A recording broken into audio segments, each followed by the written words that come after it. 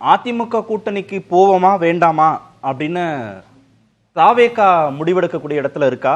கூட்டணியில வச்சுக்கலாமா வேண்டாமான்னு முடிவெடுக்கக்கூடிய இடத்துல அதிமுக இருக்கா? இப்போ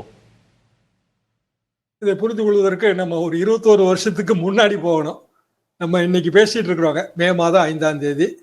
இதே மே மாதம் 5ஆம் தேதி 2004 சென்னை தீவுத்திடல்ல கூட்டம். ஜெயலலிதா அவர்களும் வாஜ்பாய் அவர்களும் பேசுறாங்க. அதிமுக பாரதிய ஜனதா கூட்டணி. முன்னதாக விஜய் டிவியில மக்கள் யார் பக்கம்னு தொடர்ந்து நிகழ்ச்சிகள் நடத்திட்டு இருந்தாங்க. அதிமுக பாரதிய ஜனதா கூட்டணி சில மாதங்களுக்கு முன்பே உறுதியாயிருச்சு. அதாவது திமுக வெளியில வந்துருச்சு. அப்போ உறுதியான பிறகு இதே மாதிரியான மெகா கூட்டணி அமைக்க வேண்டும் இப்படியான பேச்சுகள். அதிமுக ஆளுங்கட்சி மெகா கூட்டணி அமைக்கணும் அப்படிங்கும்போது எந்த கட்சியுமே வரல.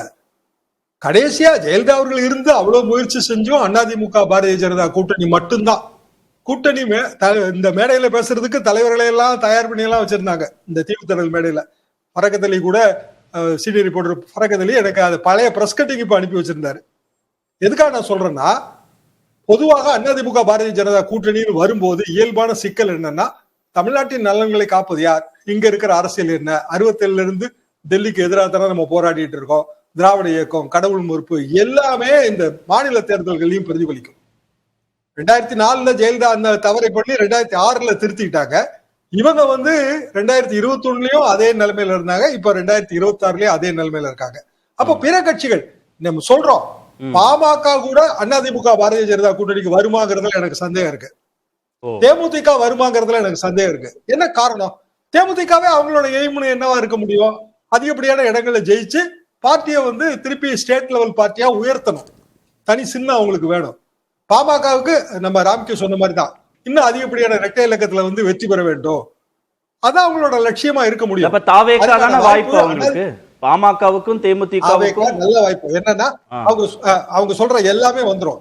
ஆட்சியில பங்கு, அதிகாரத்துல பங்கு, அதிகப்படியான சீட்டுகள், ஒரு புதிய முயற்சி பண்ண மாதிரி. திமுகவை எதிர்த்துடலாம், அதிமுகவை எதுக்கலாம், பாரதிய ஜனதாவை எதுக்கலாம். சீமானை மட்டும் அந்த கூட்டணிக்குள்ள கொண்டு வந்தா அது பலமான கூட்டணியா மாறிடும்.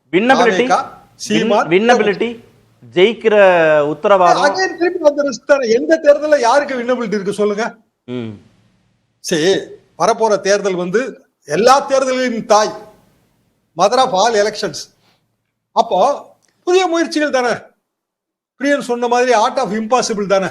இல்ல கரெக்ட். ஆனா ஏடிஎம்கே இருக்கிற 20-25% நாம சேர்ந்தா கிடைக்கிற 30-35ன்னு இருக்கிற அந்த நம்பர் தானே பெருசா தெரியும். விஜய் மாதிரி அன்டெஸ்டடா இருக்கிறவங்கள்ட்ட போய் ஏற்கனவே பலம் குன்றி இருக்கக்கூடிய கட்சிகள் செய்யறதுனால ஒட்டுமொத்தமாவே ஒரு 20-25 தானே வரும். அரித்மெட்டிக்காவே அங்க பெர்செப்ஷன் இருக்கேன்னு கேக்குறேன். பாலிடிக்ஸ் வெறும் அரித்மெட்டிக்ஸ் மட்டும் இல்ல. ஒன்று. இரண்டாவது, விஜய் என்னதான் அன்டெஸ்டடாக இருந்தாலும் அவருக்கென்று இருக்கிற ஒரு வகையான சினிமா கவர்ச்சி அது உதவியாக இருக்கும். இப்போ உதாரணமா பாமக பலவீனமான மாதிரி நமக்கு தெரியுது. ஆனா ஒரு மாற்று முயற்சி அவங்க பண்ணாங்கன்னா திடீர்னு அவங்களுக்கு ஒரு மவுசு கூடிரும். ஒண்ணுமே இல்லைங்க, இன்னைக்கு நீட்டுக்கு அகைன்ஸ்டா சீமான் பேசுறாரு. எவ்வளவு பேர் அதை பாராட்டுறாங்கன்னு நினைக்கிறீங்க?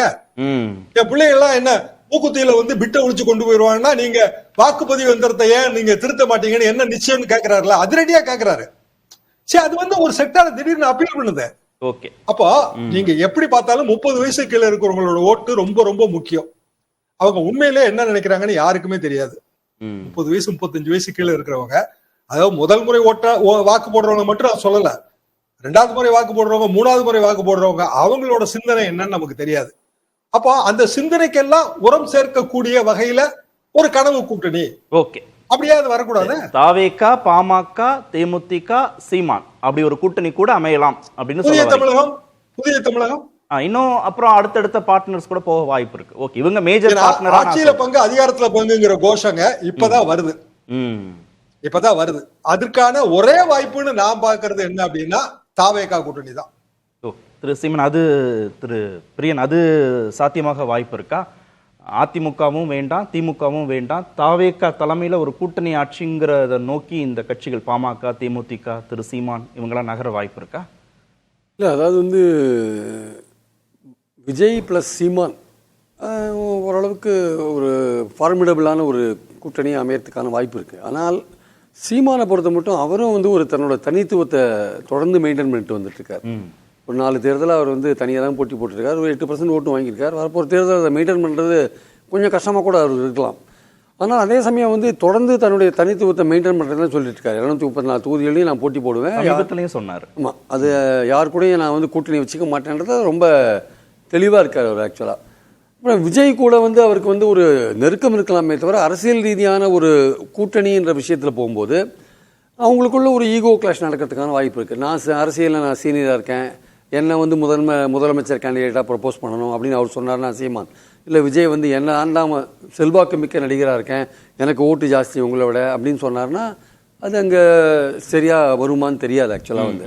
ஆனால் தாவேகாவோட பாமக சேர்ந்தால் I am very much sure that மத்திய வட மாவட்டங்களில் சுமார் 60 தொகுதிகளில் திமுகவுக்கு நேரடி போட்டியை தாவேகா பாமக கொடுக்கும். தாவேகா பாமக தேமுதிக இருந்ததுன்னா திமுகவுக்கு நேரடி போட்டி, அதிமுக கூட்டணி கூட பின்னாடி போயிடும் ஆக்சுவலாக மத்திய வட மாவட்டங்களில். தெற்குலையும் கொங்குலையும் நான் சொல்லலை, அந்த வாய்ப்பு அதுக்கு இருக்குது ஆக்சுவலாக. ஸோ அதனால் பாமகவுக்கும் தேமுதிகவுக்கும் ஷாம் சார் சொன்ன மாதிரியான ஒரு ஆப்பர்ச்சுனிட்டி அங்கே இருக்குது. இருந்ததுன்னா இந்த நான் சொன்ன இந்த ஏரியாக்களில் மத்திய வட மாவட்டங்களில் ஒரு 60 தொகுதியில் கான்சன்ட்ரேட் பண்ணி திமுகவுக்கு நேரடியாக போட்டியை கொடுத்து அதிமுக கூட்டணி 3வது இடத்துக்கு தள்ளுறதுக்கான வாய்ப்பு குறித்து கேட்டேன் சார்ட்ட. எந்த கட்சிக்கு தான் இருக்கு, எந்த கூட்டணிக்கு தான் வின்னபிலிட்டி இருக்கு, மாறிட்டே ஒரே ஒரு சின்ன விஷயம் தான் பிரியனே கிளாரிஃபை பண்ணிடலாம். அதாவது இதுல வந்து ஓபிஎஸும் டிடிவியும் சேர்வதற்கும் வாய்ப்பு இருக்கு. ஏன்னா அவர் டிடிவி இப்பவுமே தனி கேண்டிடேட் சொல்றாரு சோளிங்கர்ல. அப்ப கட்சியை மூட முடியாதுல்ல, நீங்க வந்து எந்த கூட்டணியும் சேர்த்துக்க மாட்டீங்க அப்படின்னா நான் கட்சியை மூடிட்டு போக முடியாதுல்ல. அப்ப இது வெற்றி பெறக்கூடிய கூட்டணி மாதிரி தெரிஞ்சா அங்க போயிருவாங்க தாவேகா கூட. கண்டிப்பா திரு டிடிவி திரு ஓபிஎஸ் கூட போக வாய்ப்பு இருக்கு. டிடிவி சமீபத்தில் சோளிங்கர்ல வந்து ஒரு கேண்டிடேட் அனௌன்ஸ் பண்ணிட்டார். ஆமா, இவரை வெற்றி பெற செய்யுங்கன்னு சொல்லிட்டார். ஆமா ஆமா. கூட்டணியில் என்டிஏல இருக்கும்போதே அவர் சொன்னது வந்து ஒரு மாதிரி அபஸ்வரமா இருக்கு ஆக்சுவலா வந்து. அது எப்படி அவர் அதை சொன்னாருன்னு தெரியல, முரண்பாடா இருக்காரு ஆக்சுவலா. திரு சீமானும் சொல்லிட்டாரு. ஆமா, வேட்பாளர் அறிவிச்சிட்டாரு. ஆமா, அறிவிச்சிட்டாரு. ஆனா வந்து அதனாலதான் வந்து ஓபிஎஸ்க்கும் தினகரனுக்கும் ஒரு தனி கணக்கு இருக்கான்றது இன்னொரு கேள்வியா இருக்கு. ஏன்னா இபிஎஸ் வந்து இவங்களை வந்து என்டிஏ கூட்டணியில் அகாமடேட் பண்ணுறதுக்கான அதாவது ஓபிஎஸ் குறிப்பாக அகாமடேட் பண்ணுறதுக்கான ஏதாவது ஒரு பிரச்சனை பண்ணுறாரு வச்சுக்கோங்களேன். அப்போ வந்து இவங்கள வந்து ஓபிஎஸ்ஸை வந்து தினகரன் தனியாக விடுறதுக்கான வாய்ப்பு இல்லை. இவங்க 2 பேரும் சேர்ந்தோ இல்லை சசிகலாவோட சேர்ந்தோ விஜய் கூட்டணிக்கு போகிறதுக்கான ஒரு தனி லைன் எடுக்கிறதுக்கான வாய்ப்புகள் நம்ம மறுக்க முடியாது ஆக்சுவலாக வந்து. அப்படி போனால் அந்த தாவேகா பாமக தேமுதிக அந்த ஓபிஎஸ் கூட்டணி சவுத்லேயும் வந்து வலுவாகும். அப்போ சவுத்தில் வந்து அது அதிமுக பாஜக கூட்டணிக்கு ஒரு சேலஞ்ச் பண்ணுவது ஆக்சுவலாக.